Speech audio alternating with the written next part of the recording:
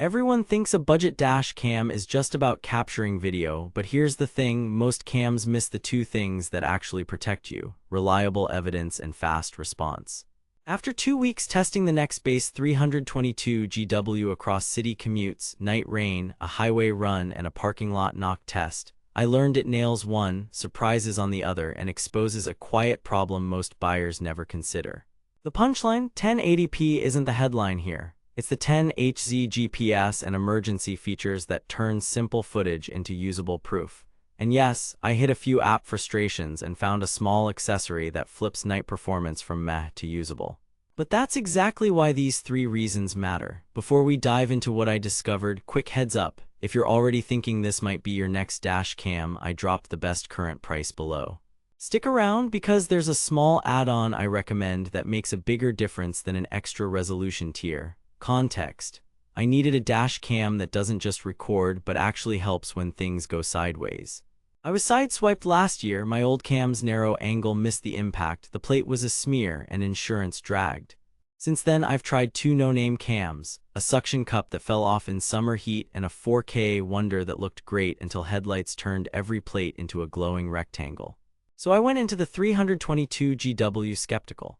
1080p/30 fps, 140-degree lens, emergency SOS, Bluetooth 4.2, Wi-Fi, 2.5-inch touchscreen, rated 3.7 stars on Amazon, about 139.99.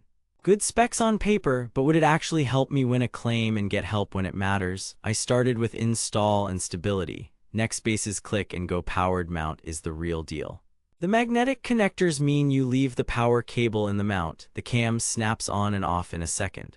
I drove over potholes and speed bumps, plus a 95-degree afternoon parked in the sun, and it didn't budge. That solves the falls off when hot problem, but then I pushed the video. Daylight, 1080p 30 f1.6 lens, 140-degree field of view. I could see 3 lanes plus sidewalk. Street signs were readable and front plates were consistently legible at city speeds at about 25-30 feet. Once cross-traffic sped past, motion blur at 30 fps occasionally smeared plates. Switching to 720p 60 smoothed motion and sometimes helped with fast cross-traffic, but you lose detail. Trade-offs. Night is where cheaper cams struggle. The 322GW at f1.6 pulled in a decent amount of light, and with well-lit streets I could identify vehicles and lane markings, but oncoming headlights washed plates. Here's where it gets interesting. Add the optional polarizing filter. Nextbase sells one. There are third-party CPLs too, and glare drops noticeably. Reflective signs stop blowing out and some front plates become readable that weren't before. Without the CPL, night footage is okay for the scene, not always for plate reads. With it, noticeably better. Emergency features were my next test. After pairing via Bluetooth 4.2 and Wi-Fi to the My Nextbase app, I set up emergency SOS. A simulated impact triggered a countdown on the cam and phone. I canceled before contacting services, but the workflow is clear. If you don't respond, it sends your location, and if you entered it, key medical info. That's the kind of thing you hope you never use, but when you do, seconds matter.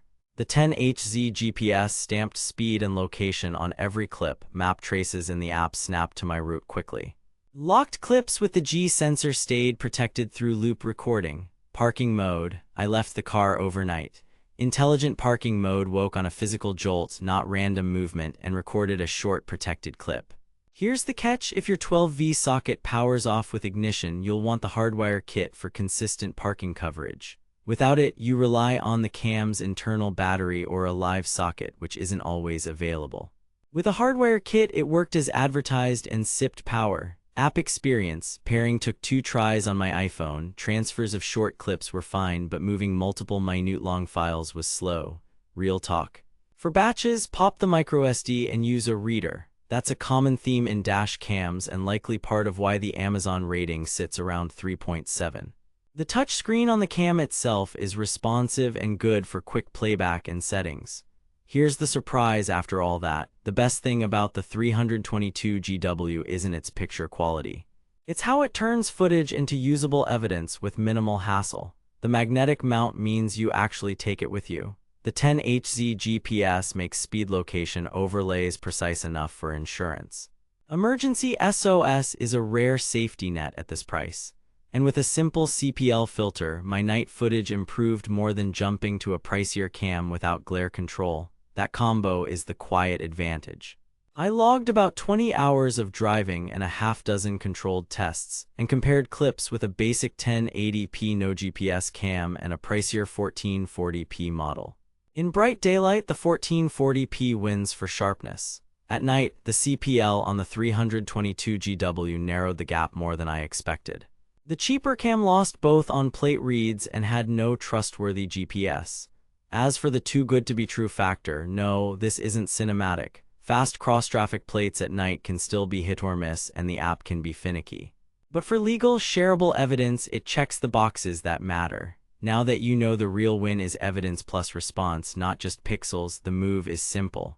Grab the 322GW while it's near that $139 price, and bundle a CPL filter and hardwire kit if you park on streets. I've linked the best current deals and the accessories that made the biggest difference for me. Bottom line, if you commute daily, drive rideshare, or have a new driver in the family, the Nextbase 322GW is a smart buy.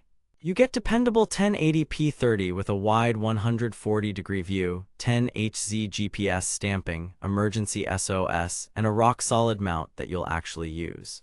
Add a polarizing filter and a hardwire kit to round it out. If you want razor-sharp 1440p detail and a smoother app, look at higher-tier Nextbase models or be ready to pull the microSD for transfers.